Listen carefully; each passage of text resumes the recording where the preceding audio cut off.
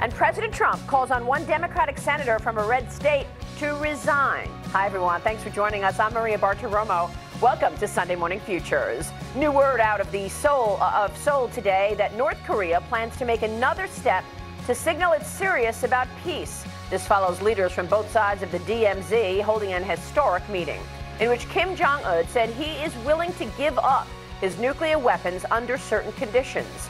Can he really be trusted? Senator Lindsey will join me on that momentarily. Plus, former FBI Director Jim Comey defending leaking his memos about private conversations with President Trump, even though others have been prosecuted under similar circumstances. Is there a double standard? We get reaction from House Intelligence Committee member Congressman Peter King this morning, along with former Assistant FBI Director Jim Kallstrom is here. President Trump targets the Democratic senator he blames for sinking his VA secretary pick. Could John Tester of Montana be in trouble come the midterm elections? Carl Rove is here on that as we look ahead right now on Sunday Morning Futures.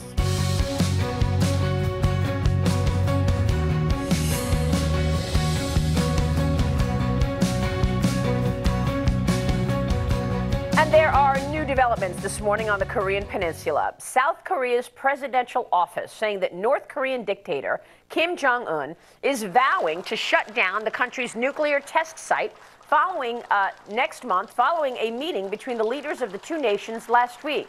President Trump last night said that he had everything to do with this historic summit while speaking to a crowd of supporters in Michigan. This as the president's own meeting is in the making with Kim. Joining me right now is Senator Lindsey of South Carolina. He is a member of the Senate Judiciary Committee, Armed Services, and Budget Committees as well. Senator, it's good to see you. Thanks so much for joining us. Good morning. It's pretty extraordinary, I have to say. North and South Korea vowed to end the Korean War in an historic accord. Your reaction? It is historic to see the two leaders walk into each other's country. I never thought that would happen. You asked a question leading into this segment, can you trust Kim Jong-un?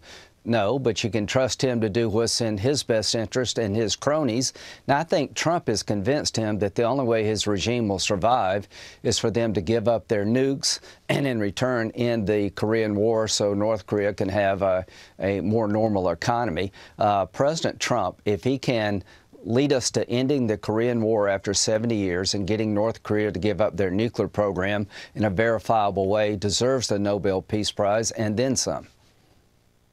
Yeah, will he get it? I mean, obviously, this is something that the mainstream media will push back at. But you're right. If this is actually materializing, what an enormous accomplishment for President Trump. I want to be there. It may be the first time the Nobel Peace Prize was given and there was mass casualties, because I think a lot of liberals would kill themselves if they did that. But the bottom line is, by any objective measure, what President Trump has done is historic. He made a decision early on, Maria, and this was his most important decision about North Korea. He took containment off the table.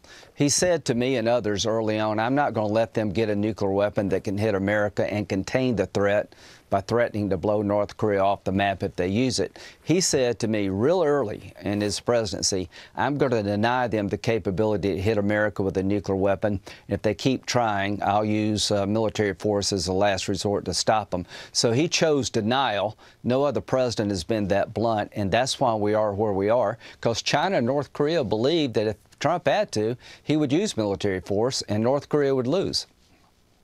You know, I remember when I sat down with the president in an interview last year, it was last April, and we sat there talking about his meeting with the president of China, President Xi, and he said, we were having this delicious chocolate cake during dessert, and that's when I said to him, guess what, Mr. President, we just sent strikes to Syria.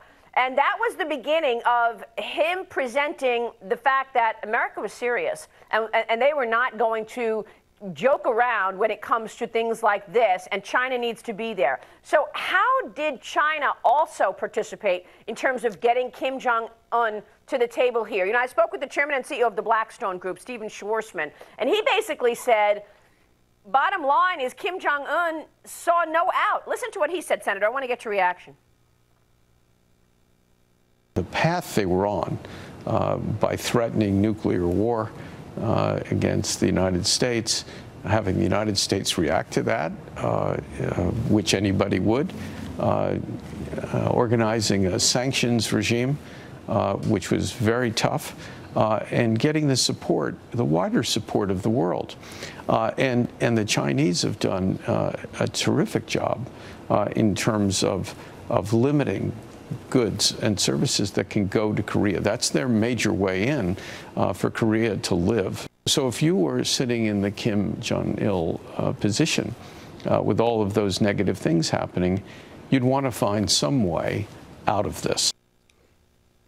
Do you agree with that, Senator, that he saw no out? He had to do this. I mean, I know the president has had this tough talk, but what else got him to this position?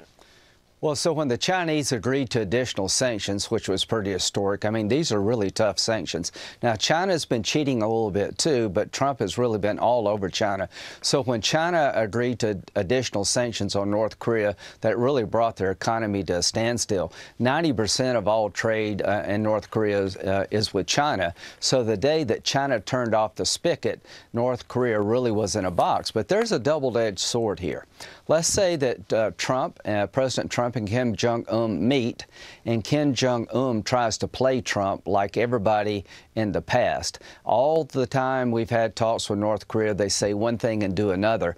We're very close to historic peace, but we also are very close to war, because if they try to play Trump, if Kim Jong-un meets with President Trump and goes back to his old way of doing business, we're on a path to war. And I hope China knows that, and I hope North Korea knows it. And if I were the North Koreans, I would not meet with Donald Trump unless I was deadly serious about giving up my nukes, because if you play Trump, you're going to be a big loser. And what does this mean for Iran? We have an important deadline coming up, Senator, May 12th. The president will have to make a decision whether or not to renew this nuclear deal. What is Iran thinking this morning on the heels of all of this? I'd flip it around. If we get out of this very bad deal with Iran, it will show North Korea and China that Trump is different than Obama. The number one thing President Trump has got to do is reset the world after 8 years of disaster. So the Iranian nuclear deal puts us on a pathway to a nuclear arms race in the Mideast. Why do I say that? Under the deal, Iran can enrich and reprocess uranium to make their fuel for nuclear power, but you just go one step beyond that, you make a nuclear weapon.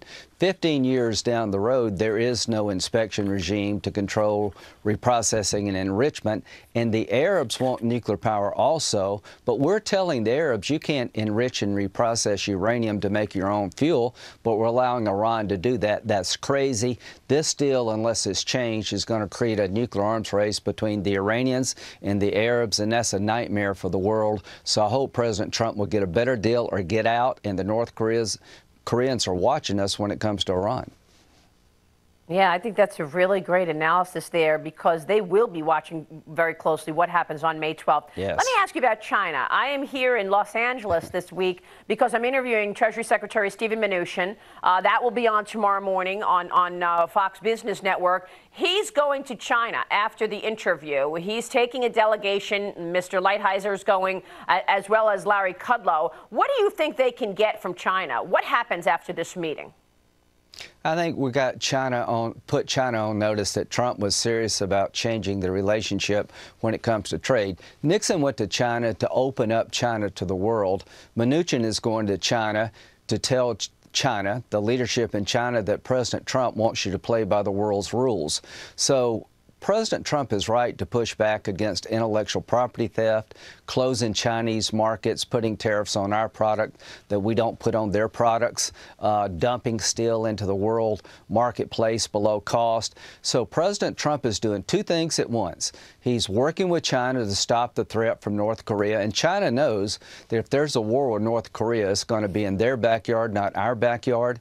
And Mnuchin is going to China to say, hey, we want a better relationship, but you got to change your business practices. And I just really appreciate how tough President Trump has been when it comes to China. He's not doing anything unfair to China. He's trying to make China play fair. After all these years, somebody finally, thank God, is pushing back against China. Yeah, but now it's a different era in China, right? President Xi, Yeah. he's going to be the leader there for the rest of his life. I was reading an article yesterday about this so-called list that they have. They're tracking their citizens, and if you do anything that is seeming to be against what the government wants, like, for example, if you smoke outside, your name goes on this list, and you drop a few points, and it might be harder to get a mortgage. It might be harder. I mean, this list, because they're tracking the citizens, how does that change the dynamic for the U.S. trying to partner with China on trade? Okay, you got to remember this. Dictatorships are about the dictator. Kim Jong-un cares more about him and his cronies than he does the North Korean people. So when you make it about him, when President Trump told little rocket man, if you keep threatening my country, I'm going to wipe you out, it made a difference. Now, China is a dictatorship in another form. You can't elect your leaders. There is no democracy. There is no free press. There is no open and fair elections. So what you got to make it about is stability. So what does China want the most? They've got a lot of people without Social Security, unemployment benefits. There is no Medicare in China. They got 1.23 billion people to feed every day. So if you put a tariff, if China puts a tariff on pork products coming from Iowa, it hurts Iowa farmers, but guess what? It hurts consumers in China. The Chinese are weaker than we are. They have a weak system when it comes to political expression. We have a strong system. We have a big economy. They have a coastal economy. These tariffs and closing markets in China is protectionism for China. If Trump is tough on China, China will give in before we will, because they need us more than we need them. And the Chinese consumer is hanging by a thread in the interior of the country. We'll talk more about that. And of course, this whole tracking of their citizens is scary. But I want to get your take on something else, Senator. We'll take a short break. When we come back, I got to ask you about fired FBI Director Jim Comey. He says he's not a leaker. Plenty of other people say he is. We will get your reaction to that. And Jim Comey, along with Mr. Brennan and Mr. Clapper, the senator's take on the former CIA director's attack on the president as well. That's next. Follow me on Twitter at Maria Bartiromo at Sunday Futures. Let us know what you'd like to hear from Senator Lindsey Graham as we look ahead next. Stay with us.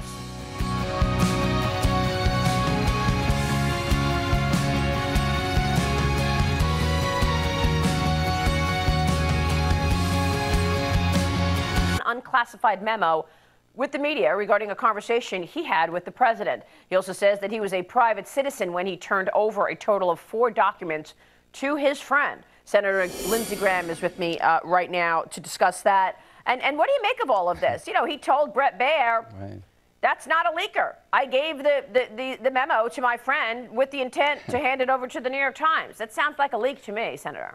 Well, he gave it to 2 other individuals, one a former special counsel, Mr. Fitzgerald. But here's what's important. Comey said he did this for the express reason of hoping a special counsel would be appointed. So he made a decision, James Comey did, to try to press the system to appoint a special counsel. If that doesn't show a motivation and a bias against President Trump, I don't know what would. But here's the real issue for me, Loretta Lynch versus Comey.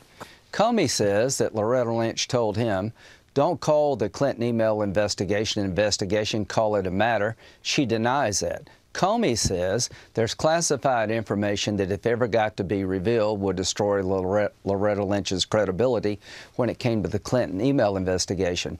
These 2 people need to be brought to Congress, put under oath, and resolve this conflict. James Comey, I don't trust him. I think he was part of an effort at the FBI to give Clinton a pass. The way they conducted the investigation was a joke. The thumb was on the scale. The head investigator by the FBI hated Trump, like Clinton. They were trying to come up with an insurance policy to make sure that Trump didn't win the election. They talked openly about how much they hated Trump. And I think the Clinton email investigation was a joke.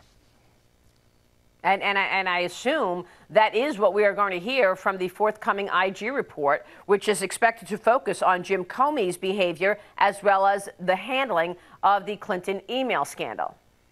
And let's fill that out. Comey said to Bret Baier, I didn't know the Democratic Party and the Clinton campaign paid Fusion GPS money to prepare the dossier. If you ask the FBI today how much of the dossier is verified, almost none, and the verification comes from open media sources.